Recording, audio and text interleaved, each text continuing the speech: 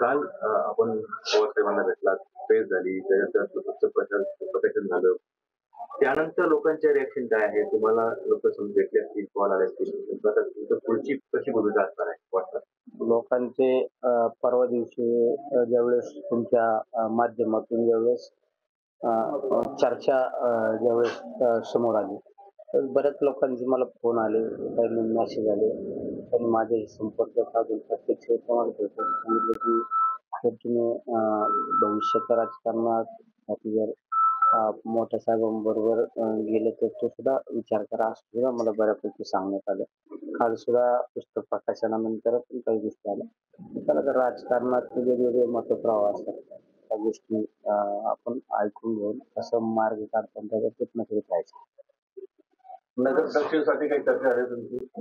नाही, नगर दक्षिणसाठी चर्चा नाही, पण आता शेवट आमचे कार्यकर्ते म्हणा किंवा जनमानसांची भावना आहे की आपण निवडणूक लढवली पाहिजे, ही लोकांची भावना आहे. बऱ्यापैकी आज तुम्ही पाहिलं असं नगर दक्षिण लोकसभा मतदारसंघात फिरल्यानंतर सुद्धा तुमच्या लक्षात येईल की लोकांची भावना आहे की तुम्ही निवडणुकीला उभं राहिलं पाहिजे. काल तुम्ही मुंबईला गेला, पत्रकार परिषद पुस्तकाच्या प्रकाशन मुंबईला नाही गेलो आम्ही, पुण्याला काल कार्यक्रम झाला आणि शेवट विचारधारा एकच आहे ना. विचारधारा एक असल्यानंतर असं ह्या पक्षातून त्या पक्षात जायचं म्हणजे तो प्रवेश असतो. सगळे एकाच विचारधारे काम करणारे माणसं, सर्वसामान्य शेतकऱ्यांना हिताचा निर्णय घेणारे विचारधारा असू, बहुजन समाजातील वंचित घटकांना बरोबर घेऊन जाणार विचारधारा असू, ही सगळी विचारधारा आमच्या सगळ्यांची एकच आहे ना. लोकांचं नेमकं काय लोकसभा लढवायचं आहे तुम्हाला? लोकांची तर जनभावना तुमच्या लक्षात येईल. आता मी सांगण्यापेक्षा लोकांची भावना वाटते मला बऱ्यापैकी की लोकसभा लढवली पाहिजे. आज तुळजापूरला जातो, कसा दौरा असेल? तुळजापूरला मी एक देवी भक्त आहे. पाहिला असं माझे देवळाच्या वैष्णवीचा फोटा असतो, आई तुळजाभवानीचा असतो, साईबाबांचा, पांडुरंगाचा, छत्रपती शिवाय, गणपती बाप्पा असतो, आई मोठा, हे सगळे साईबाबा, तिकडे आमची निघोची मळगंगा. एक देवी भक्त असल्यामुळे मी देवदर्शनाला नेहमी जात असतो. काय आजच जातो मांडण्यासारखं थोडं कधी मध्ये जातो त्यासाठी आहे, तर मी आपलं काही जात असतो. काल अजितदादांचं स्टेटमेंट होतं की महायुतीच्या नेत्याबद्दल थोडी नाराजी आहे की आपण डोपिंग मिटू शकतो म्हणून. दादा आमचे नेतेच दादा आमच्या जो विचार माझ्या बाबतीत केला तो आजपर्यंत माझ्या हिताचाच विचार केला जातो. प्रत्येकाला वाटतं काहीतरी.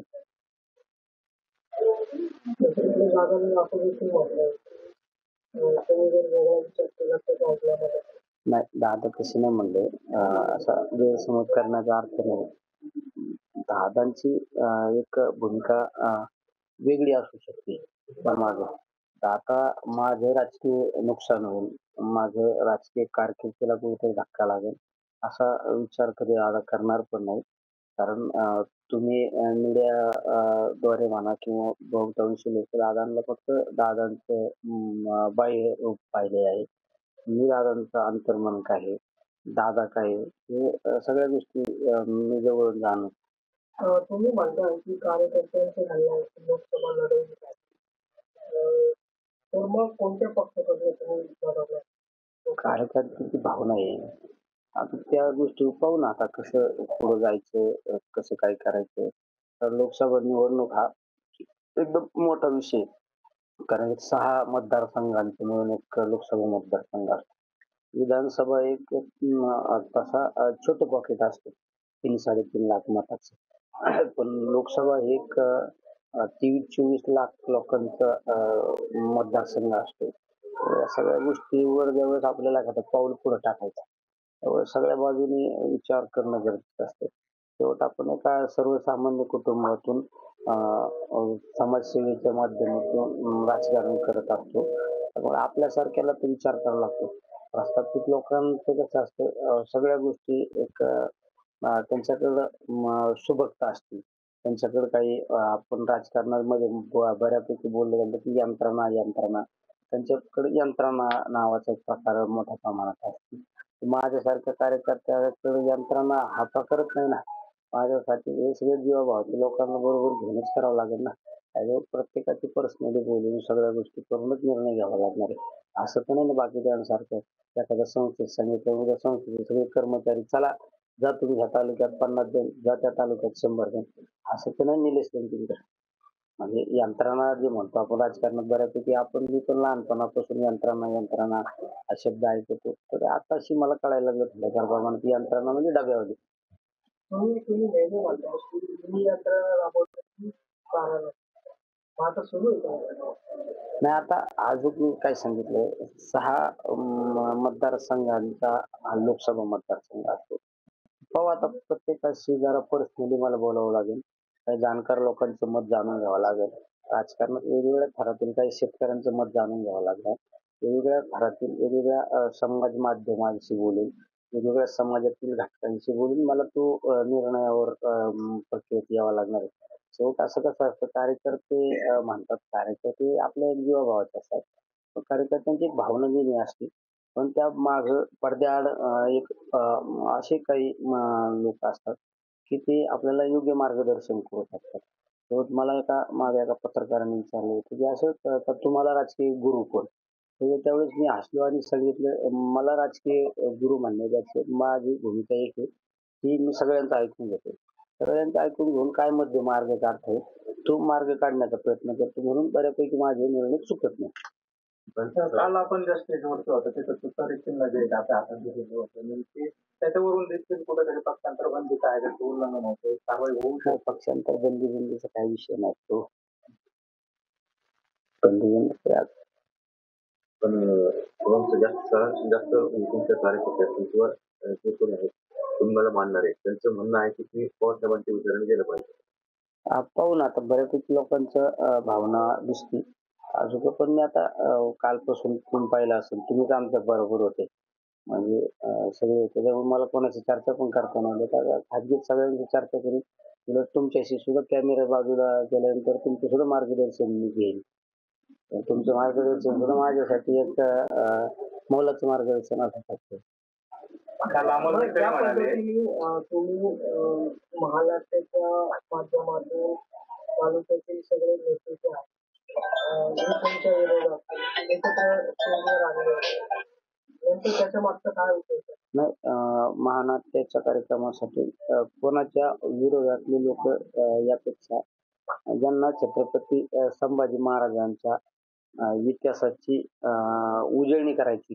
थोडक्यात आपण एखादा पुस्तक वाचल्यानंतर एक वर्ष 2 वर्षांनी वाटतं की ते परत पुस्तक वाचलं पाहिजे, रिपीट केलं पाहिजे. त्यामुळे ज्यांना वाटलं की छत्रपती शिवपुत्र संभाजी महाराजांच्या महानाट्याला आलेले त्याला काही राजकीय असा कुठला व्यासपीठ नव्हतं. तुम्ही पाहिलं असेल सर्वपक्षीय लोक त्या व्यासपीठावर होते. म्हणजे व्यासपीठ म्हणण्यापेक्षा व्यासपीठ नाही तर त्या कार्यक्रमासाठी सर्वपक्षीय नेते तुम्हाला पाहायला मिळाले असेल. ते महानाट्य पाहण्यासाठी आलेले होते. आलेल्या माणसाचा आदर तितकं करणे कुठल्या पक्षाचा किंवा पार्टीचा असो ते आपल्यासाठी एक आपण एका आयोजकाच्या भूमिकेत असल्यामुळे त्याला मान सन्मान दिला पाहिजे हे आपलं कर्तव्य असतं. म्हणून त्या ठिकाणी बऱ्यापैकी सगळ्यात असे कुठला पक्ष नाही का त्या पक्षाचे लोक नाही आले. सगळ्या पक्षाचे आले. शिवसेनेचे लोक आले, राष्ट्रवादीचे आले, काँग्रेसचे आले, भाजपचे लोक आले, तर वेगवेगळ्या संघटनांचे लोक आले. अमोल मेटकरी म्हणाले की स्वतःलाच राजकीय काळोखामध्ये ढकलून घेतलेला आहे. कालचं जे घटना घडली अमोल मेटकरी काय म्हणले मी अजून काय ऐकलं पण नाही. तसं ते माझे मित्र आहे. ते मला खाजगीत मला सल्ला पण देऊ शकतात कारण मित्र तो भावाप्रमाणे असतो. त्याच्यामुळे मी त्यांना वाटलं असं तुम्ही मला सांगितलं आणि मी त्यांना फोन करून विचारू शकतो. माझ्या काही राजकीय चुका असतात दुरुस्त करू शकतो मी. केंद्र सरकारने ₹2 पेट्रोलचे दर जे आहेत ते कमी केले. ते लोकसभा निवडणुकीच्या पार्श्वभूमीवर केले. राजकारण म्हणल्यानंतर बऱ्यापैकी त्यांच्या हातात सत्ता असते. ती सत्तेचा लोक भावना कशा आपल्या बाजूने जास्तीत जास्त मिळवता येईल यासाठी प्रत्येक जण प्रयत्न करीत असतो.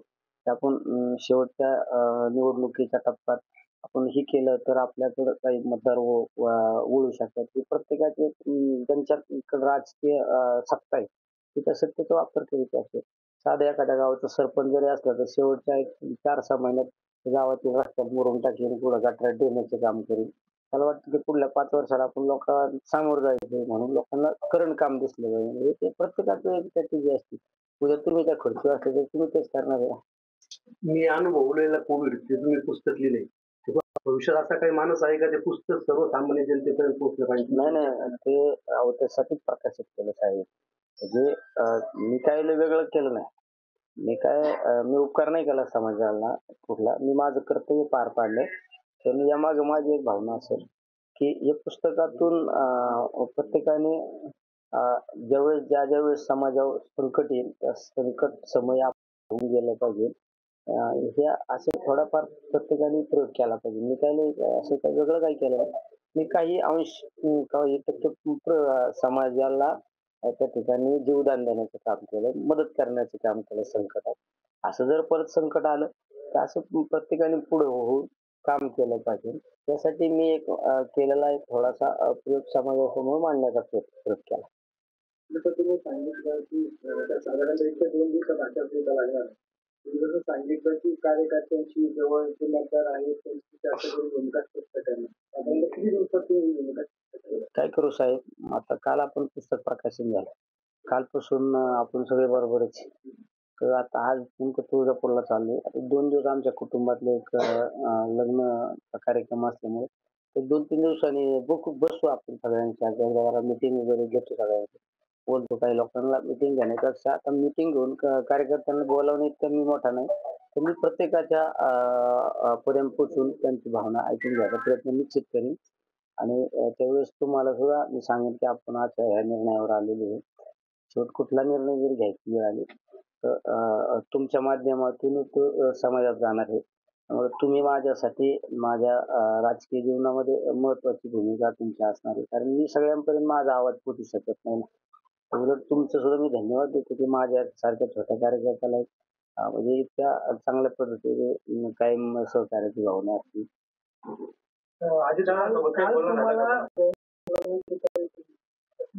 जी आहे ते ऑफिसमध्ये लावणार आहे. पुढं काल का? आता काल त्यांनी काहीतरी भाषणात सांगितलं की हे माझे गिफ्ट मी देतो. गिफ्ट दिलंय ते. पण ते काल मी गडबडीत आलो साहेब. काल आपली चर्चा झाली असेल मग काय केलं असेल. कसं असतं दादा हे आमचे मी वारंवार सांगत आले. दादा आमचे नेते आहेत ना. वर पहा ना दादांचा फोटो आहे ना. त्यामुळं एखाद्या कौटुंबिक माणसाशी त्या सगळ्याच गोष्टी बोलल्यानंतर काय ते सांगायचं असेल का सगळ्यांना. तुम्हाला सांगितलं असतं खाजगीत विचारलं असतं. तुम्ही 100 लोक आहेत ना ऐकायला. ते गावभर चर्चा करताना सांगितलं.